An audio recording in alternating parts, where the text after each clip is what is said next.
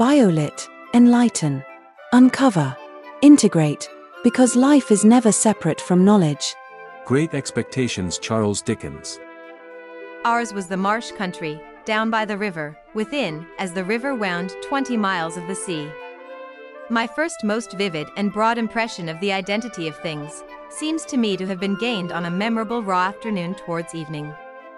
At such a time I found out for certain that this bleak place overgrown with nettles was the churchyard, and that Philip Pierup, late of this parish, and also Georgiana wife of the above, were dead and buried, and that Alexander, Bartholomew, Tobias, and Roger, infant children of the aforesaid, were also dead and buried, and that the dark flat wilderness beyond the churchyard, intersected with dikes and mounds and gates, with scattered cattle feeding on it, was the marshes, and that the low leaden line beyond was the river, and that the distant savage lair from which the wind was rushing was the sea, and that the much small bundle of shivers growing afraid of it all and beginning to cry was Pip. The marsh that remembered, imagine standing alone on a cold evening. The wind carries the scent of salt from a distant sea. Beneath your feet, the ground is soft, waterlogged, and alive.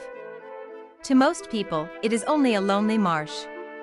To a biologist, however, it is a living laboratory where every organism leaves behind a trace of its existence. Charles Dickens opened Great Expectations with a child walking through a marshland surrounded by silence, graves, and the endless horizon.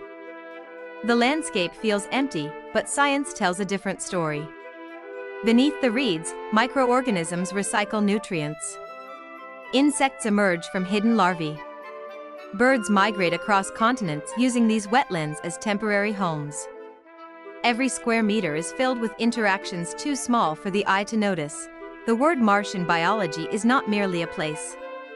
It describes a wetland ecosystem where the soil remains saturated with water, supporting specialized communities of plants, microorganisms, invertebrates, amphibians, birds, and countless ecological interactions. Life here is shaped by water, oxygen availability, and nutrient cycling rather than by solid ground. That is why Dickens' setting feels so powerful.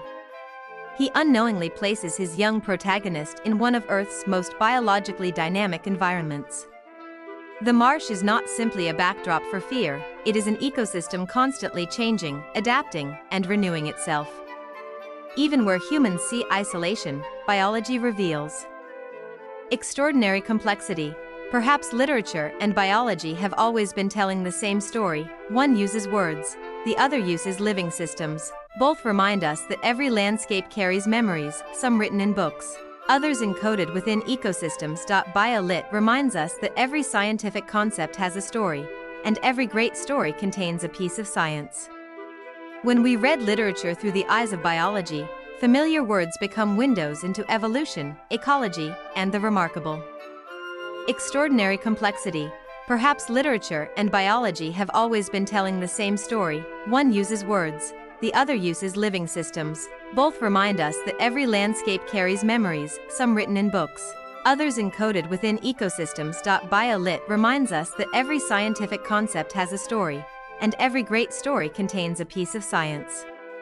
When we read literature through the eyes of biology, familiar words become windows into evolution, ecology, and the remarkable.